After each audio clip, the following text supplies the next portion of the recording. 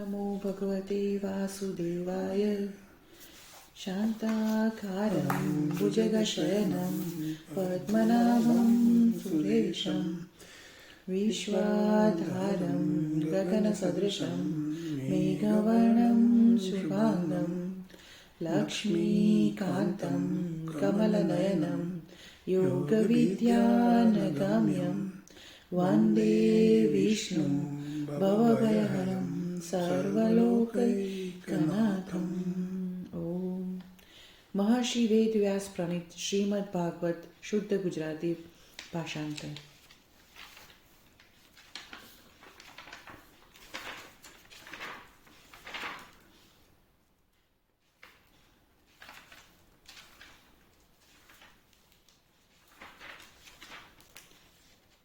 ભાગ પહેલો, સ્કંદ 1-7 સુધી। શ્રીમદ્ ભાગવત મહાત્મ્ય અધ્યાય પહેલો, ભક્તિ અને નારદનો સમાગમ। જેમના સર્વ કર્મો દૂર થયા હતા અને જેમને ઉપનયન સંસ્કાર પણ થયો ન હતો, એવા જે સુખદેવજી સર્વનો ત્યાગ કરી જ્યારે ચાલી નીકળ્યા, ત્યારે વિરહથી વ્યાકુળ થઈ શ્રી વેદવ્યાસજીએ હે પુત્ર એ પ્રમાણે તેમને બોલાવ્યા હતા।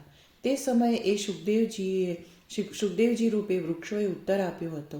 તે પ્રાણી માત્રના અંતર્યામી સ્વરૂપ શ્રી શુક મુનિને હું નમન કરું છું। કથારૂપી અમૃત રસનો સ્વાદ લેવામાં કુશળ મુનિ શૌનકે નૈમિષારણ્યમાં બેઠેલા મહાબુદ્ધિમાન સૂતને પ્રણામ કરી પૂછ્યું। શૌનકે પૂછ્યું, અજ્ઞાનરૂપી અંધકારનો નાશ કરવામાં કરોડો સૂર્ય સમાન તેજસ્વી હે સૂત, મારા કાનને પરમાનંદ આપનાર શ્રેષ્ઠ કથા આપ કહો। ભક્તિ, જ્ઞાન અને વૈરાગ્યથી પ્રાપ્ત થયેલો વિવેક કેવી રીતે વધે અને વૈષ્ણવો માયા તથા મોહને કેવી રીતે ત્યાગ કરે? આ ઘોર કલિકાળ પ્રાપ્ત થતાં જીવ આસુરી ભાવ પામ્યો છે, તો સાંસારિક દુઃખોથી દુઃખી એ જીવને શુદ્ધ કરવાનો શ્રેષ્ઠ ઉપાય કયો છે? સર્વ કલ્યાણકારી સાધનોમાં જે શ્રેષ્ઠ હોય, પવિત્રમાં પવિત્ર અને સદા શ્રી કૃષ્ણની પ્રાપ્તિ કરાવનારું હોય, તે સાધન હમણાં તમે મને કહો। ચિંતામણી પ્રસન્ન થાય તો લૌકિક સુખ આપે છે, ઇન્દ્ર પ્રસન્ન થાય તો સ્વર્ગ સંપત્તિ આપે છે, અને ગુરુ પ્રસન્ન થાય તો યોગીઓને પણ દુર્લભ એવો વૈકુંઠ લોક આપે છે। સૂતે કહ્યું, હે સૌનક, તમારા ચિત્તમાં પ્રીતિ છે, તેથી સર્વ સિદ્ધાંતો વડે સિદ્ધ થયેલું સંસારના ભયોને નાશ કરનારું, ભક્તિનો સમૂહ વધારનારું અને શ્રી કૃષ્ણને પ્રસન્ન કરવામાં જે કારણરૂપ છે, તે સાધન વિચારીને હું તમને કહું છું। તે તમે સાવધાન થઈને સાંભળો। કલિયુગમાં કાળરૂપી સર્પના મુખનો ગ્રાસ થવામાં જે ભય છે, તેનો નાશ કરવા માટે શ્રી સુખદેવજીએ શ્રીમદ્ ભાગવત શાસ્ત્ર કહ્યું છે। મનની શુદ્ધિ માટે આનાથી બીજું કંઈ પણ સાધન નથી। જન્માંતરનું પુણ્ય હોય તો શ્રીમદ્ ભાગવતનો લાભ મળે। શ્રી સુખદેવજી પરીક્ષિતને કથા કહેવાને સભામાં બેઠા, ત્યારે અમૃતનો કળશ લઈ દેવો ત્યાં આવ્યા હતા। પોતાના કાર્યમાં કુશળ તે સર્વ દેવો સુખદેવજીને નમસ્કાર કરીને કહેવા લાગ્યા, આ અમૃત લઈ એને બદલે કથારૂપી અમૃત તમે અમને આપો। આ રીતે બદલો થયા પછી રાજા પરીક્ષિત અમૃત પીએ અને અમે સર્વે શ્રીમદ્ ભાગવત રૂપી અમૃત પીશું। પછી સુખદેવજીએ લોકમાં કથા ક્યાં અને અમૃત ક્યાં, મોટો મણી ક્યાં અને કાચ ક્યાં, એવો વિચાર કરીને દેવોને હસી કાઢ્યા। તેઓને અભક્ત જાણી કથારૂપી અમૃત ના આપ્યું। આમ શ્રીમદ્ ભાગવતની કથા દેવોને પણ દુર્લભ છે। તેમજ પૂર્વે રાજા પરીક્ષિતનો મોક્ષ થયેલો જોઈને અજન્મા બ્રહ્મદેવ પણ વિસ્મય પામ્યા હતા, અને તેમણે મૃત્યુ લોકમાં કાંટો બાંધી સર્વ સાધનો તોડ્યા હતા। તે વખતે બીજા સર્વ સાધનો હલકા થયા હતા અને શ્રીમદ્ ભાગવત ભારે થયું હતું। તેથી સર્વ ઋષિઓ અત્યંત વિસ્મય પામ્યા હતા। તેઓ માનવા લાગ્યા કે શ્રીમદ્ ભાગવત પૃથ્વી પર શ્રી ભગવાનનું સ્વરૂપ છે, અને તે પઠન કે શ્રવણથી તત્કાળ વૈકુંઠરૂપી ફળ આપનારું છે। માત્ર 7 દિવસ શ્રવણ કરવાથી સર્વથા મુક્તિ આપનારું છે। પૂર્વે દયાળુ એવા સનકાદી મુનિઓએ આ શ્રીમદ્ ભાગવત નારદ મુનિને કહ્યું હતું। જોકે દેવર્ષિ નારદે બ્રહ્મદેવ પાસેથી આ સાંભળ્યું હતું, પરંતુ સપ્તાહ શ્રવણનો વિધિ સનકાદી કુમારોએ તેમને કહ્યો હતો। શૌનકે પૂછ્યું, લોકોને લડાવવામાં તત્પર અને અસ્થિર એવા નારદને સપ્તાશ્રવણનો વિધિ સાંભળવામાં પ્રીતિ કેમ થઈ અને તેમને સનતકુમારો સાથે સમાગમ ક્યાં થયો? સૂતે કહ્યું, આ વિષયમાં ભક્તિપૂર્ણ કથા હું તમને કહું છું, જે કથા સુખદેવજીએ મને શિષ્ય જાણી એકાંતમાં કહી છે. એક સમયે સનકાદી ચારેય નિર્મળ ઋષિઓ બદ્રિકાશ્રમમાં સત્સંગ કરવા માટે આવ્યા અને ત્યાં તેમણે નારદને જોયા. સનકાદી કુમારોએ કહ્યું, હે નારદ, તમારું મુખ ઉદાસીન કેમ છે? તમે ચિંતાપરાયણ કેમ છો? આમ ઉતાવળા ક્યાં જાઓ છો? અને તમે ક્યાંથી આવો છો? જેની પાસેથી ધન ચાલ્યું ગયું હોય તેવા મનુષ્યની પેઠે હમણાં તમે શૂન્ય ચિત્તવાળા જણાવો છો. સંગથી મુક્ત થયેલા તમને આ ન ઘટે, માટે કારણ કહો.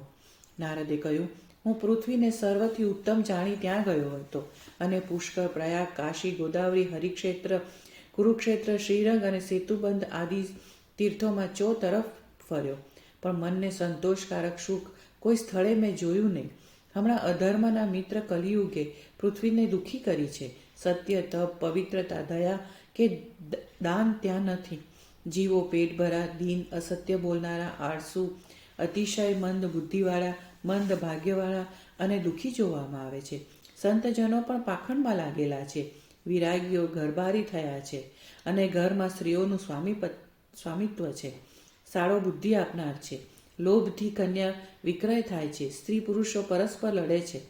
આશ્રમો, તીર્થો અને નદીઓ યવનોએ રોક્યા છે, તેમજ ઘણા દેવાલયોએ દુષ્ટોએ નાશ કર્યા છે. યોગી, સિદ્ધ, જ્ઞાની કે સત્ક્રિયા કરનારો પુરુષ કોઈ નથી અને સર્વ સાધનો કલિયુગરૂપી દાવાનળથી ભસ્મીભૂત થયા છે. આ કલિયુગમાં દેશ વિશે રાંધેલા અન્ન વેચાય છે. બ્રાહ્મણો વેદ વેચે છે અને સ્ત્રીઓ ધન લઈ વ્યાભિચાર કરે છે. આ રીતે કલિયુગના દોષો જોતો અને પૃથ્વી પર ફરતો હું યમુના તટે ગયો.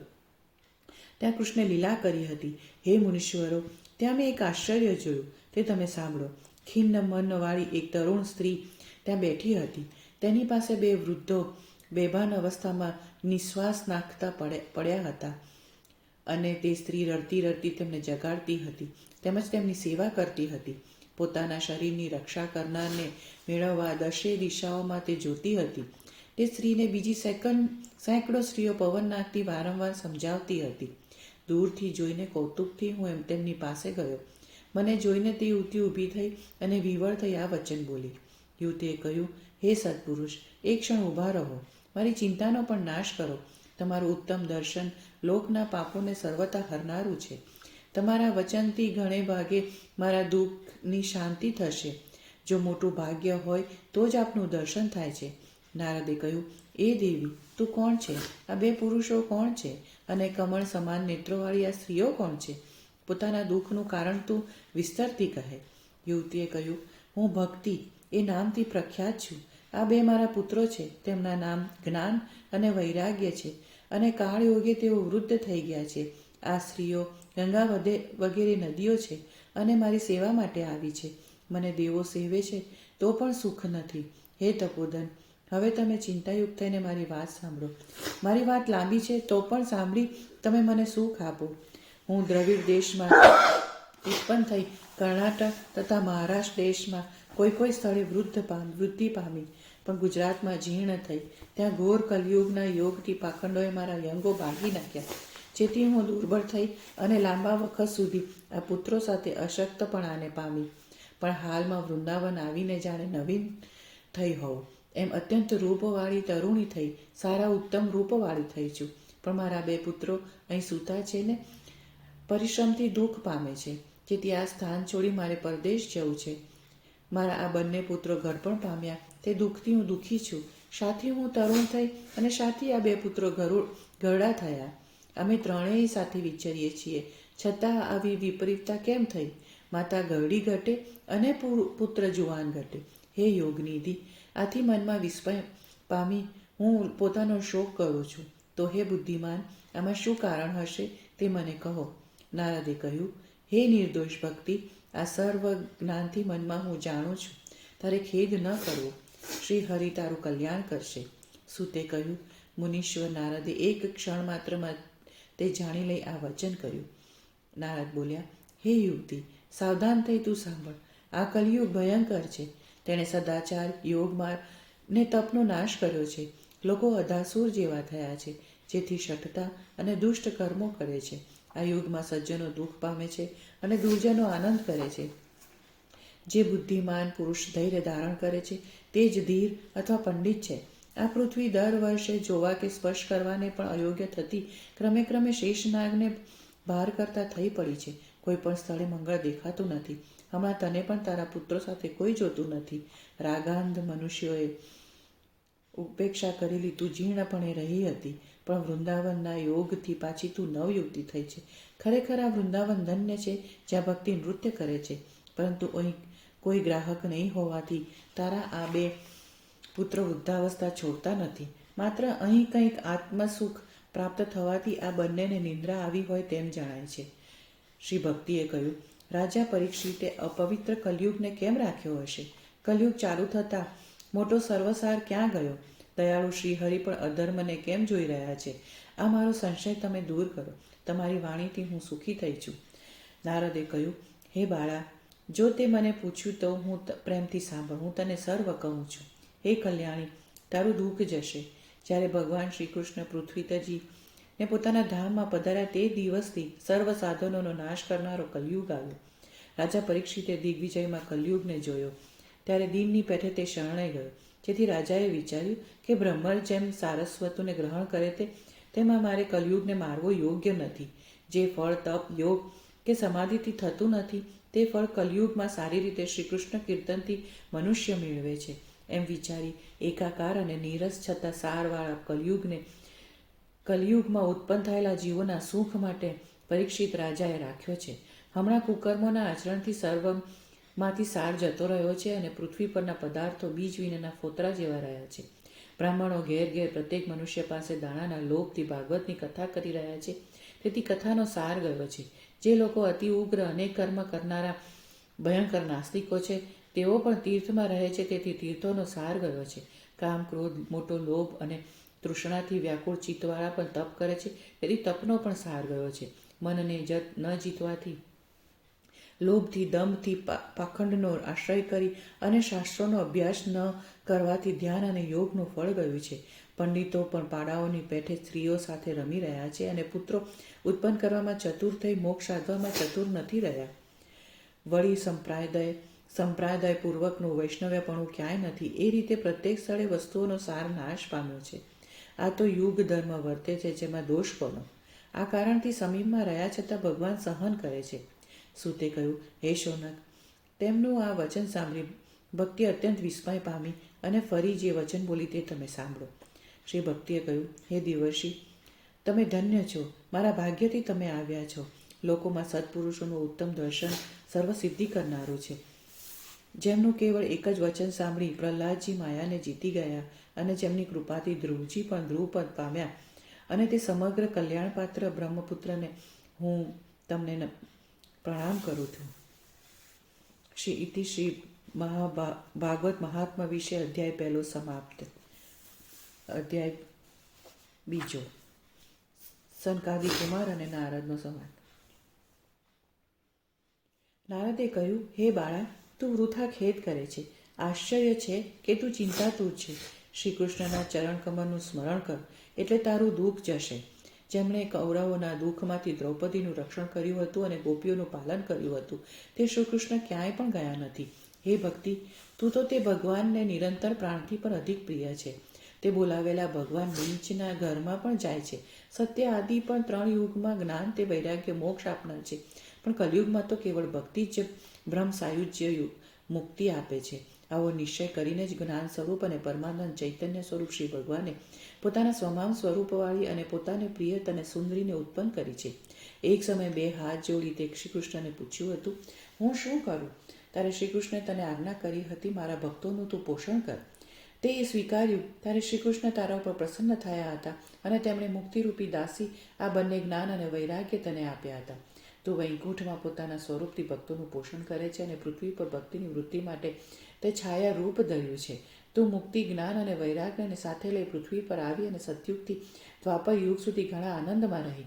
પછી કલયુગમાં પાખંડરૂપી રોગથી પીડાયેલી મુક્તિ ક્ષીણ થઈ એટલે તારી આજ્ઞાથી તું તે ફરી વૈકુંઠમાં જ ચાલી ગઈ, પણ તું જ્યારે સ્મરણ કરે ત્યારે તે મુક્તિ પાછી અહીં જ આવે છે અને જાય છે. તે આ જ્ઞાન અને વૈરાગ્યને પુત્ર રૂપે કરીને પોતાની પાસે જ રાખ્યા છે. કલિયુગમાં બેદરકારીથી તારા આ બંને પુત્રો અશક્ત અને વૃદ્ધ થયા છે, તો પણ તું ચિંતા છોડી દે. હું તને ઉપાય વિચારું છું. હે સુંદર મુખવાળી, કલિયુગના જેવો બીજો કોઈ પણ યુગ નથી. આ યુગમાં હું તને ઘેર ઘેર અને પ્રત્યેક મનુષ્યમાં સ્થાપીશ. બીજા ધર્મોનો અનાદર કરી મોટા ઉત્સાહપૂર્વક લોકમાં જો તારી પ્રવૃત્તિ ન કરું તો હું શ્રીહરિનો દાસ નહીં. આ કલિયુગમાં જે જીવો ભક્તિવાળા થશે તેઓ પાપી હશે તો પણ નિર્ભય થઈને શ્રીકૃષ્ણના ધામમાં જશે.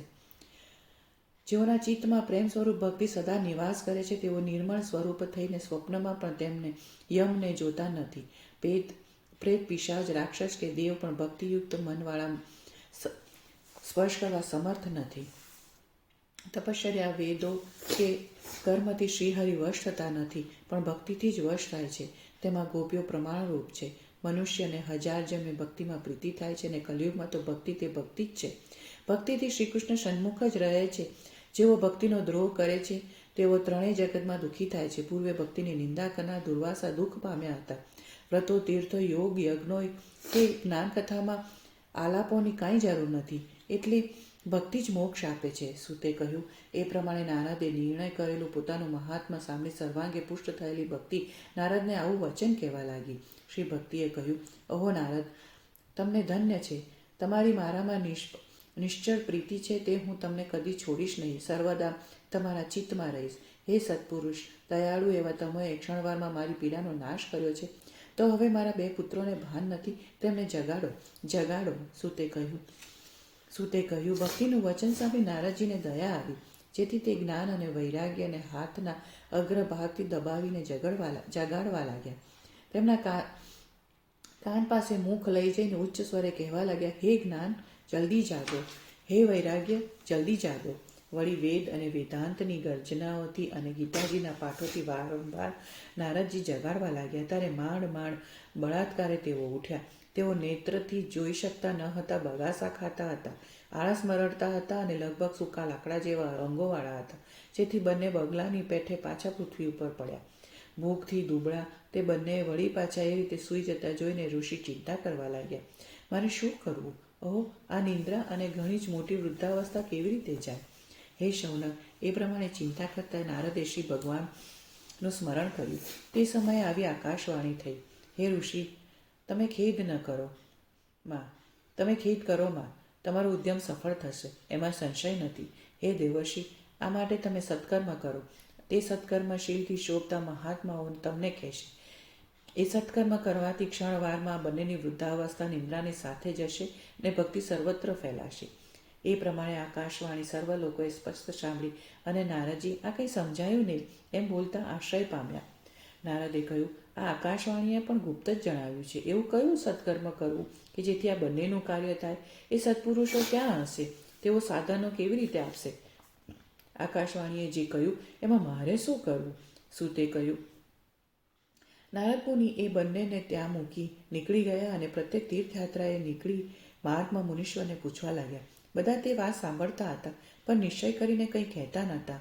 કેટલાક અસાધ્ય કહેતા હતા, બીજા કહેતા કે દુર્ગેય છે, વળી બીજાઓ મૌન રહ્યા, કેટલાક તો પલાયન જ કરી ગયા.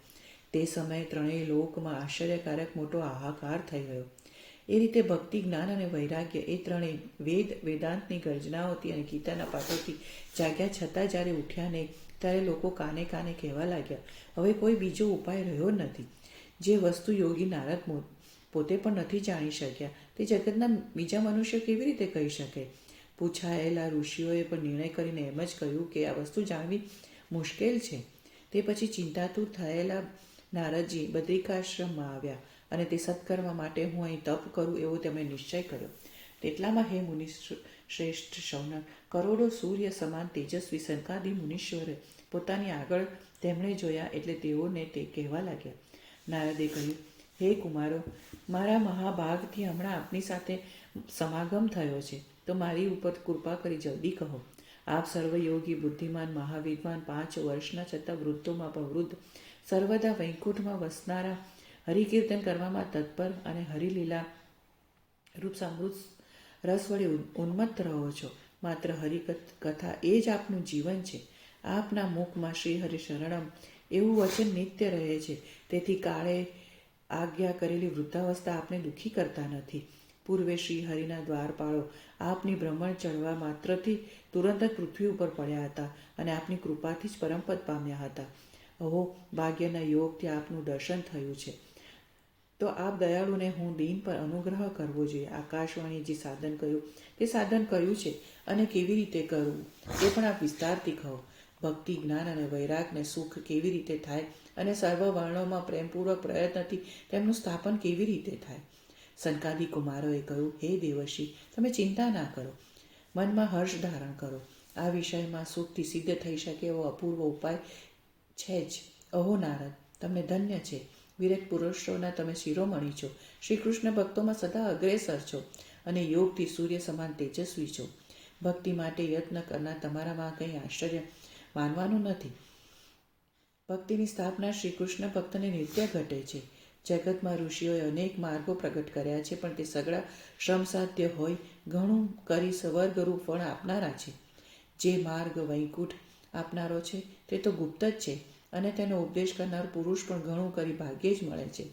આકાશવાણીએ પૂર્વે તમને જે સત્કર્મ દર્શાવ્યું છે તે હવે અમે તમને કહીએ છીએ. તમે નિર્મળ બુદ્ધિને સ્થિર ચિત્તવાળા થઈને સાંભળો. દ્રવ્ય યજ્ઞ, તપ યજ્ઞ, યોગ યજ્ઞ, સ્વાધ્યાય યજ્ઞ અને જ્ઞાન યજ્ઞ એ સર્વે કર્મને સૂચવનારા છે. પણ વિદ્વાનો કહે છે તે સત્કર્મને સૂચવનારો તો કેવળ જ્ઞાન યજ્ઞ જ છે અને તે શ્રીમદ ભાગવતની કથા રૂપે શુકાદિ મુનિઓએ ગાયો છે. એ શ્રીમદ ભાગવતની કથાથી ભક્તિ, જ્ઞાન અને વૈરાગ્યને મહાન બળ પ્રાપ્ત થશે. જ્ઞાન અને વૈરાગ્યનું કષ્ટ જશે ને સુખ થશે. શ્રીમદ ભાગવતના ધ્વનિથી કલયુગના સર્વ દોષો સિંહ ગર્જનાની વરુઓની પેઠે નાશ પામશે અને તે પછી પ્રેમ રસને વહેતી શ્રી ભક્તિ, જ્ઞાન અને વૈરાગ્ય એ સાથે ઘેર ઘેર પ્રત્યેક મનુષ્યમાં ક્રીડા કરશે. નારદે કહ્યું, ભક્તિ, જ્ઞાન અને વૈરાગ્યને એ ત્રણેય વેદ વેદાંતની ગર્જનાઓથી અને ગીતાજીના પાઠોથી જ જગાડ્યા હતા, છતાં તે ન જાગ્યા. તો શ્રીમદ ભાગવતની કથાથી શી રીતે જાગશે? કેમ કે તે કથાઓમાં પણ પ્રત્યેક શ્લોકે અને પ્રત્યેક પદે વેદાર્થ જ રહ્યો છે. સફળ દર્શનવાળા હે કુમારો, મારો આ સંશય આપ દૂર કરો. હે શરણાગત વત્સલ કુમારો, આ વિષયમાં આપ વિલંબ ન કરો. સનકાદિ કુમારોએ કહ્યું, શ્રીમદ ભાગવતની કથા વેદ અને ઉપનિષદોના સારથી ઉત્પન્ન થઈ છે, પણ તેના ફળથી ઉન્નતિ, અતિ ઉત્તમ અને તેનાથી જુદા પ્રકારે શોભે છે. જેમ કોઈ વૃક્ષમાં મૂળથી આરંભી છેક ટોચ સુધી રસ હોય છે, છતાં તેનો સ્વાદ લઈ શકાતો નથી, પણ તે વૃક્ષોથી જુદો પડી તેના ફળમાં એકત્ર થઈ તે રસ જગતના મનને હરનાર થાય છે. વળી જેમ દૂધમાં રહેલું ઘી સ્વાદ આપવાને સમર્થ થતું નથી, પણ જો દૂધથી અલગ થાય તો તે દિવ્ય ઘી દેવોને પણ રસ વધારનાર થાય છે. વળી જેમ શેરડીમાં મૂળની આરંભી છેક મધ્ય ભાગ સુધી સાકર વ્યાપી રહે છે, છતાં પણ તે અલગ થયેથી જ મિષ્ટ લાગે છે, તેમ શ્રીમદ ભાગવતની કથા પણ તેવી છે. આ શ્રીમદ ભાગવત નામે પુરાણ વેદ તુલ્ય છે ને ભક્તિ, જ્ઞાન અને વૈરાગ્યની સ્થાપના માટે પ્રગટ કરવામાં આવ્યું છે. જે સમયે વેદ અને વેદાંતમાં કુશળ અને ગીતાજીના પણ કરતા શ્રી વેદવ્યાસજી પશ્ચાતાપ પામી અજ્ઞાન સમુદ્રમાં મૂંઝાતા હતા, તે સમયે પૂર્વે ચતુશ્લોકી ભાગવત તમે તેમને કહ્યું હતું તે સાંભળી વ્યાસજી તત્કાળ દુઃખ રહિત થયા હતા. તે વિષયમાં તમને વિસ્મય કેમ થાય છે કે જેથી પ્રશ્ન કરો છો? શ્રીમદ ભાગવતનું શ્રવણ થતાં શોક અને દુઃખનો નાશ થાય છે. નારદે કહ્યું, શેષનાગના સમગ્ર મુખો વડે ગવાયેલી કથાનું પાન કરનારા હે પુરુષો, જેમનું દર્શન સંસારના દુઃખરૂપી દાવાનળથી પીડાવેલા અશુભોનો નાશ કરે છે અને કલ્યાણ કરે છે, તેવા આપને હું પ્રેમ ભક્તિ પ્રકટ કરવા શરણે આવ્યો છું. જ્યારે પુરુષ અનેક જન્મો વડે પ્રાપ્ત થયેલા ભાગ્યોદયથી સત્સંગ મેળવે છે, ત્યારે તેના વિશે અજ્ઞાનરૂપ કારણથી થયેલા મોહ અને મદરૂપ અહંકારનો નાશ કરી વિવેક પામે છે. ઇતિ શ્રીમદ ભાગવત મહાત્મ્ય વિશે અધ્યાય 2 સમાપ્ત. ઓમ નમો ભગવતે વાસુદેવાય.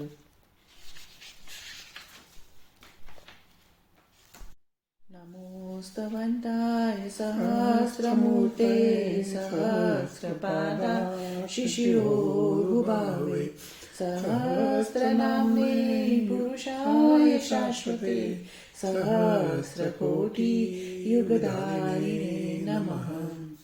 हसितगिरिसमं सन्दलं सिन्धुपात्रे सुरतरुवर्षाखालेखनीं पत्रमुरविं लिखति यदि गृहीत्वा शारदा सर्वकालं तदपि तव गुणानामीशपालं न याति।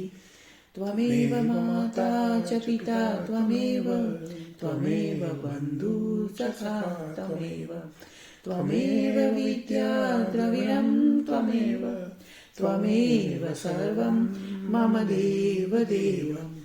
कायेन वाचा मनसेन्द्रिये वा बुद्ध्यात्मना वा प्रकृते स्वभावात् करोमि यद्यत् सकलं परस्मै नारायणायेति समर्पयामि। ॐ नमो भगवते वासुदेवाय।